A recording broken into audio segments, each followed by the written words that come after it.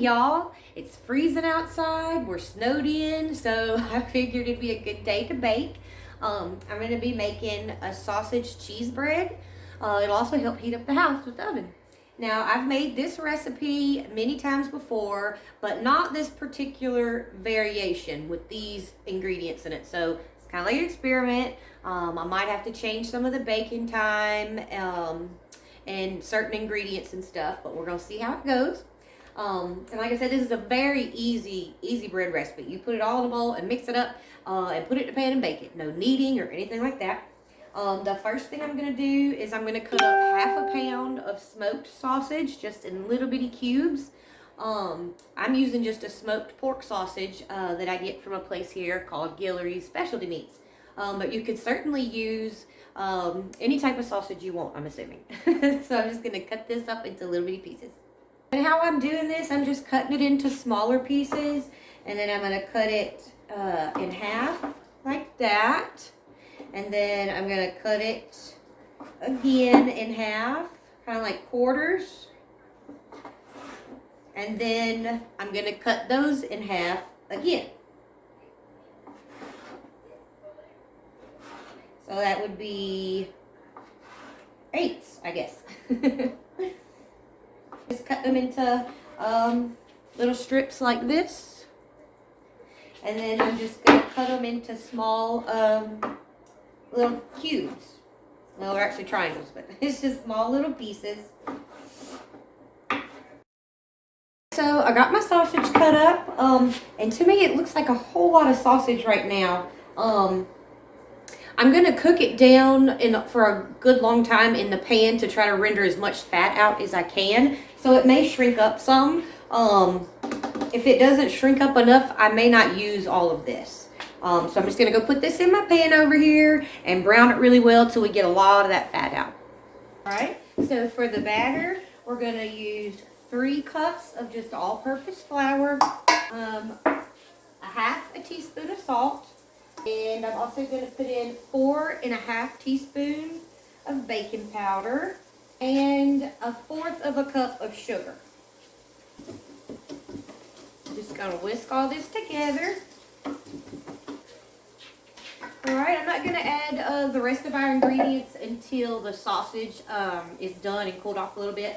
But I'm using a bundt pan for this. I like to use the bundt pan on this bread. It's pretty, but you can certainly just use a regular pan, loaf pan, or something like that. So I'm just going to spray my bundt pan. Go ahead and cut up my green onions. I'm not sure how many green onions I'm going to be using. I'm going to see how many once I've got them cut up, because I don't know yet. This right here is 4 green onions that I've got in my hand. And I'm cutting them pretty thin. And this is what I love to do. I love to play around in the kitchen with recipes and experiment and find new ways to cook things and find new recipes. I love it, you know. It's gonna be a hit and miss. Some are gonna be good, some aren't. But it's fun, you know. You shouldn't be afraid to try something different in the kitchen and just play around with it. You'll come up with all sorts of really good things that you didn't know about if you do that. So that's how many 4 of them were. I think I want some more green onion in there. And I'm just going to cut up 1 more. So I'm using 7 green onions. I'll measure it just a second to see what the measurement is. Like I said, you put as many green onions as you want. Alright, so that's all the green onions I want. Yeah. Go ahead and put my green onions in there. Oh, I forgot to measure them. Shoot.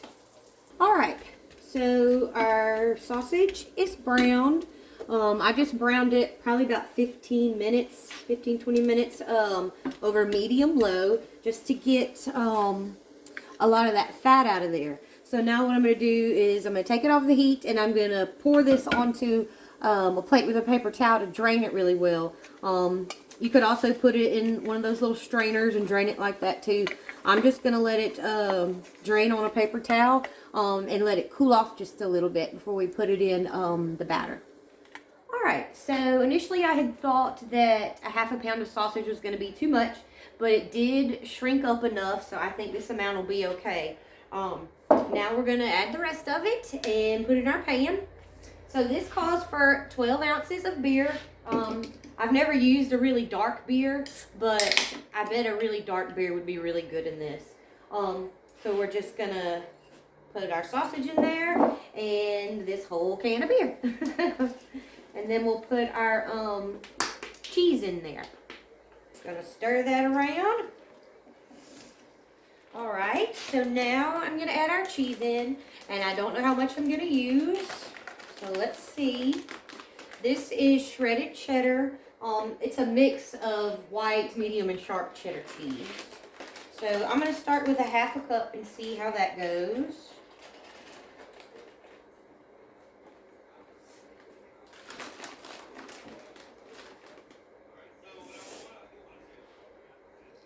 Okay, that's a half a cup of the cheddar, and then I'm gonna do a half a cup of shredded velvetta.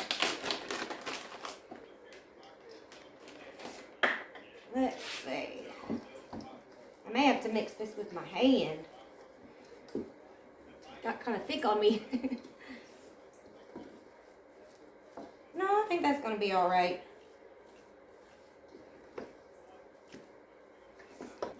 And I think that's going to do it. I'm going to leave it at a half a cup of each cheese. And write that down. And that it looks like a whole lot of green onions, so maybe I should have put a little less. But you could certainly change the amount of cheese and the amount of sausage and the amount of green onion.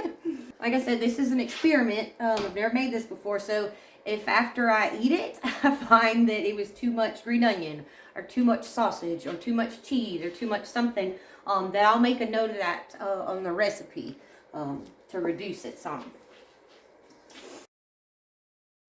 Alright, so now we're going to get this in our pan. And it is pretty thick, so I'm going to use my hands.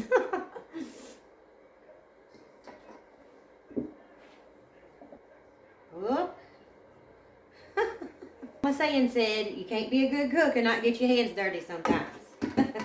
I have remembered that since I was a little bitty girl in the kitchen with her. I never forgot it. And she was right. Just gonna try to smooth that down just a little bit in there.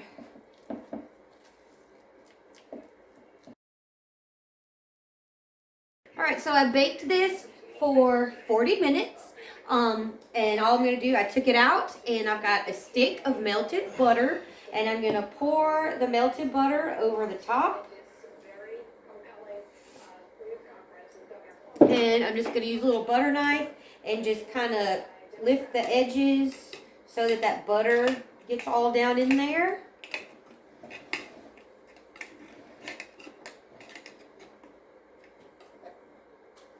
Do the center too, just so that butter seeps down all the way around it. Alright, now I'm going to put it back in the oven and bake it for another 15 minutes. Alright, well, our bread is done. The experiment went right. It's very, very good. This would also be really good with crawfish tails in it. And when we do crawfish week next week, I actually am going to do a crawfish version because this came out so good. I would probably next time put a little bit more cheese in it, just because I like lots of cheese. And I would probably do a whole teaspoon of salt, but I like a lot more salt than most people. So it would probably be half teaspoon might be okay for you. But it's very pretty.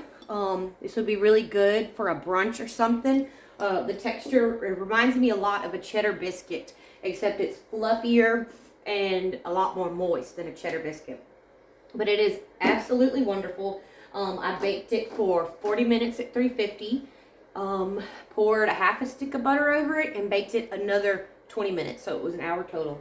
But it came out very, very good. I am very pleased with this experiment. If you try it, let me know. If you try this and then change the ingredients to make a different variation, please let me know too, because I might want to do it. But thank you so much for joining me, and I'll see you next time.